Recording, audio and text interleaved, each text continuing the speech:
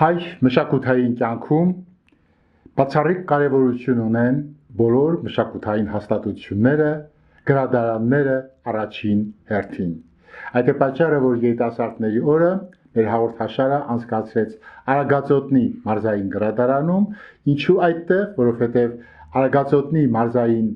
գրադարանը տնօրեն Լուսինե Կիրակոսյան ճանաչվել է տարվա լավագույն գրադարան։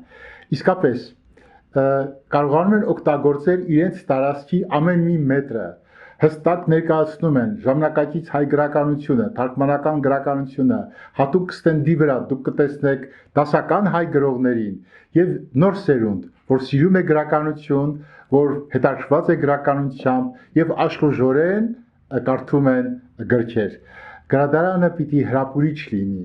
եւ մեր այցելության ժամանակ մենք տեսանք որքան հետաքրքիր միջոցառումներ են կազմակերպվում, որքան հոգատար են գրադարանի աշխատողները գրքասերների նկատմամբ, գրադարանը պարզապես կանչում է երիտասարդներին եւ այս հաճելի զգացողությունը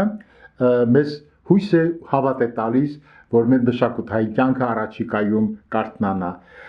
Ես որ ներկա էի այդ միջոցառմանը, չեմ ուզում թաքցնել, ես ուզում էի անպայման ծանոթանալ ստեղծագործող որևէ անձի։ Եվ այդ հաճույքը գրադարանը ինձ պարգևեց։ Շատերն էին փայլող աչքերով նայում այն ամենին, թե ինչ էր կատարում միջոցառման ընթացքում, բայց ահա գալիս է երիտասարդ մի ստեղծագործող, որը սեր ունի իր սրտի մեջ։ Երիտասարդ այդ աղջիկը խոսեց գրականության մասին, իր երազանքի մասին եւ կոչով դիմեց երիտասարդներին։ Ես կարծում եմ այս միջոցառումը եւ առհասարակ լավ գրադարանի, լավագույն գրադարանի այս փորձը պիտի հանրահռչակել։ Մենք ուզենք, որ Արագածոտնի մարզային գրադարանի փորձին հետևեն մյուս գրադարանները եւս։ Իսկ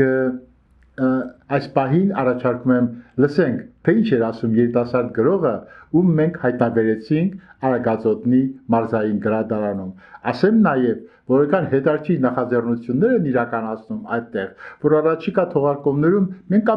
անպայման կանդրադառնանք այն բոլոր ձեռնարկներին, նախաձեռնություններին եւ ծրագրերին, որ իրականացվում են գրադարանում։ Կոչվում է հեքիաթային թիթեռնիկներ, հեքիաթային, որովհետև հեքիաթների մեջ որ թիթեռները երկար են ապրում, իսկ իրական կյանքում մեկ օր։ Ու տենց հետո իմ կյանքի մասին եմ գրել, որ ապրում եմ փոքրիկ մի գույնզգույն աշխարհում, գույնզգույն, որովհետև այնտեղ ինձ կյանք են տվել իմ ընտանիքը,